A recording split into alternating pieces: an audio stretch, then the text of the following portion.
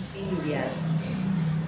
Beliaunya awalnya domisili di Surabaya. Entah bagaimana ceritanya, beliau berdua akhirnya mengikuti aliran tersebut, yang mana aliran Bapak Katijo ini berasal dari Kediri, Jawa Timur. Aliran Bapak Katijo ini masuk aliran kebatinan.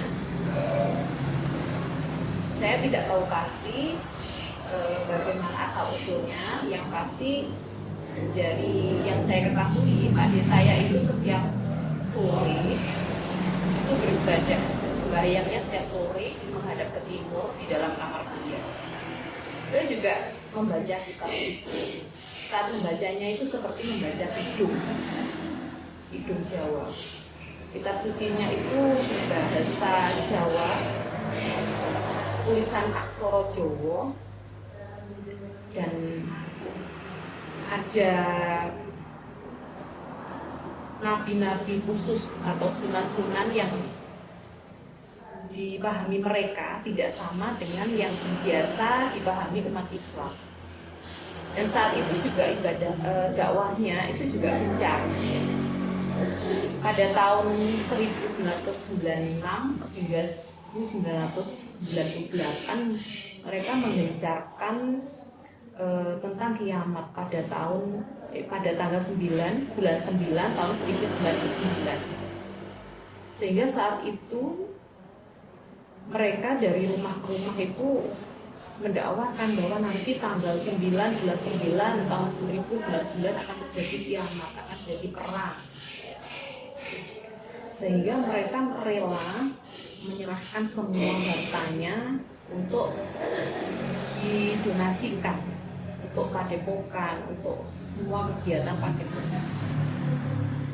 Dan itu mereka sangat yakin, maksudnya ketika saat itu terjadi konfrontasi dengan warga, mereka sangat tegar dengan ajarannya. Dan tidak sedikit yang saat itu memberi nasihat dan sebagainya ya, tapi tidak bisa,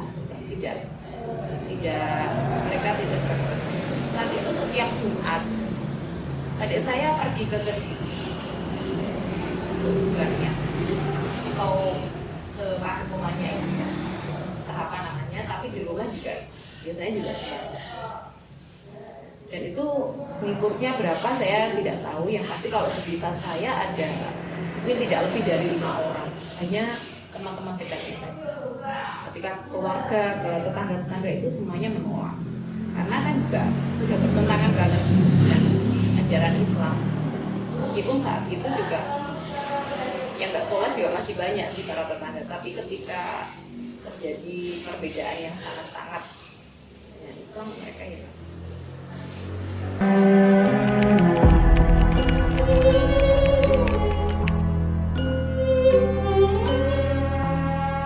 Pandangan saya terkait ajaran Bapak Katijo ini, dia sangat bertentangan dengan Islam.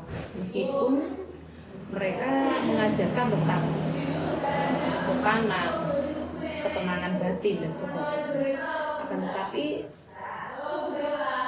setelah ditelisik, itu kan sebenarnya motifnya adalah ekonomi. Karena pengikut-pengikutnya semua menyerahkan harta bendanya kepada padepokan dan menganggap itu adalah opokere. Opokere di mana penganut itu tidak mau dengan harta dunia. Jadi hartanya semua diserahkan ke padepokan, dia tidak memiliki apapun. Sampai rumahnya di Surabaya dijual. Tidak punya apa-apa, sepeda motor juga nggak punya. Akhirnya pulang ke sini ke Tulungagung itu tidak punya apa-apa. Semuanya sudah didonasikan kepada padepokan. Dan itu bukan hanya pada saya, tapi juga pengikut-pengikut yang lain. Ini sangat berbahaya sekali. Dan pasti ada nuansa hipnotisnya. Ketika sudah terracuni ajaran itu sulit sekali sadarkan. Tetapi setelah kejadian tanggal 9 atau 99 kan nggak terjadi kiamat ya. Mereka akan kecewa.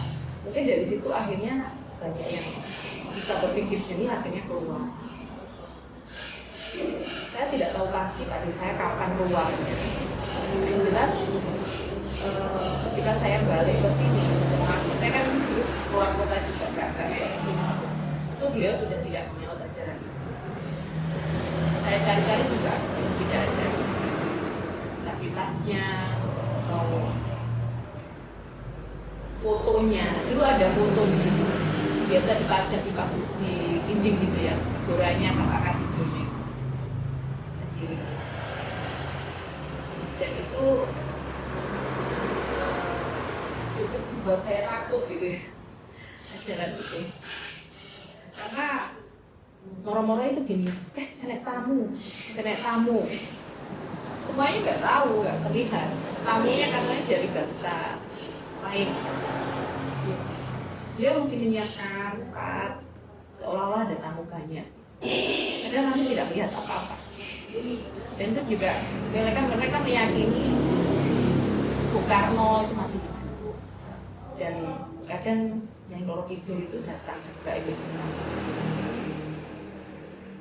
Bagi saya saat itu yang masih SMP kelas 3 saat iya bingung dan takut gitu.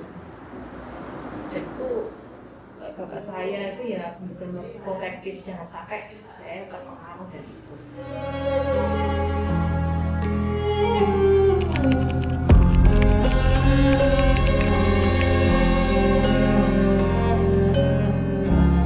Kalau anak muda harus hati-hati, bener-bener saat ini pun sebenarnya masih banyak ya ada ajaran seperti itu. Makanya yang saya ceritakan tadi di Gresik itu sampai sekarang masih ada. Dan itu dari keluarga dekat saya, dari adik dan kakaknya suami saya. Gara-gara ikut ajaran itu, akhirnya keluarganya berantakan, perceraian. Meskipun sama-sama ikut aliran itu di padepokan yang sama. Dan motifnya sama dengan Kadis, ekonomi.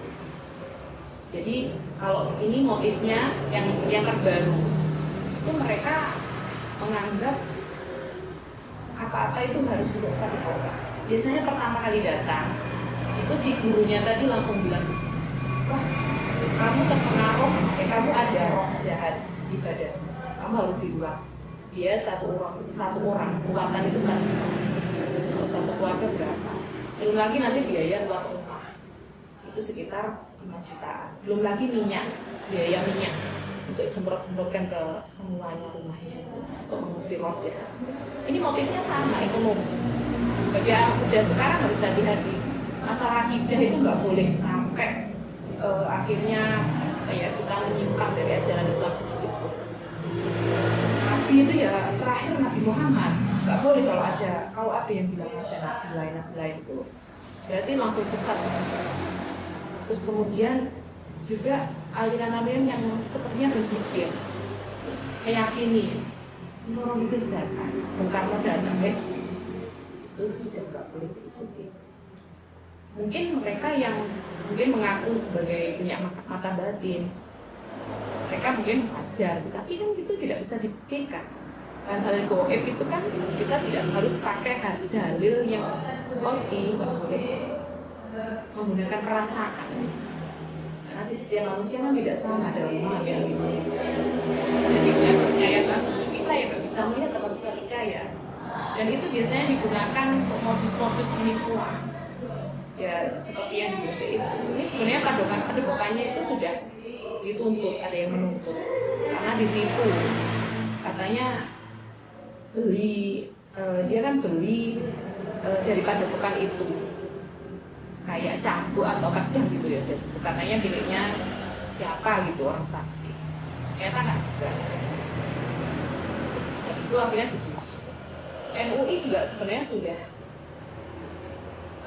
berupaya melakukan edukasi ya ke sini. Tapi mereka pandai menutupi, seolah-olah berzikir.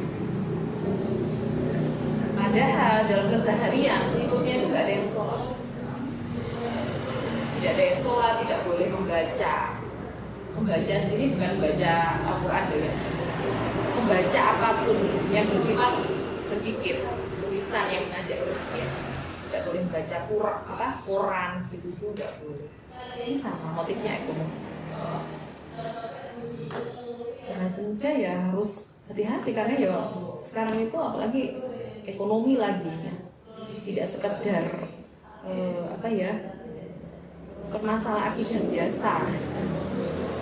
Topiknya sebenarnya sama, bagaimana kalau aliran sesat itu aliran kebatinan untuk saat ini tuh metodenya sebenarnya ekonomi. Ya kembali lagi memegang rukun iman, rukun Islam itu aja. Kalau ada yang ngajak, misalnya cukup ziarah wali itu sama seperti berhaji, sangat salah, sangat bertentangan. Mungkin pahalanya ya, tapi tidak bisa disamakan. Ada yang di Indramayu itu ya, masuk ke gua, itu kan dianggap sana bisa naik haji terus Mekah. Ini zaman segini. Ada lagi yang di Jawa Timur itu puncak apa ya? Itu kan juga gitu, sama kayak toa biasanya.